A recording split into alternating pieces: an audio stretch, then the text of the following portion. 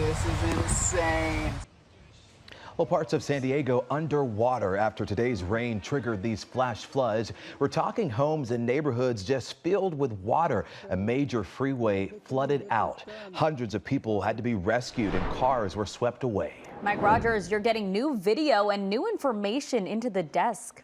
Yeah, you know, Leslie and Chauncey, I had a chance to speak with a San Diego battalion chief today. Look at this video. This is one of the videos we've been showing you of the car just sliding down the river here. The battalion chief tells me that is one of hundreds of cars. Thankfully, nobody was in this car when it happened, but there were onlookers that were scared there might be.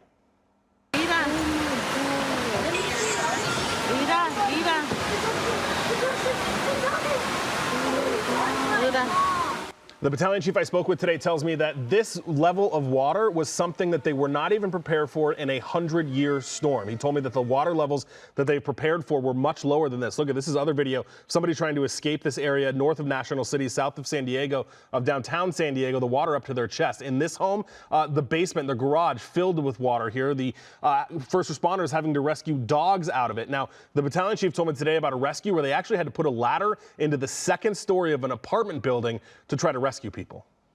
Overwhelmed by water, so it started to rise up, and in that apartment complex started to flood the ground floor units. So they recognized that if they got close enough, they could reach the second floor, get the aerial ladder stretched out 105 feet away to get to the balcony of that apartment complex. And they were handing their children, and then the adults came also down the ladder.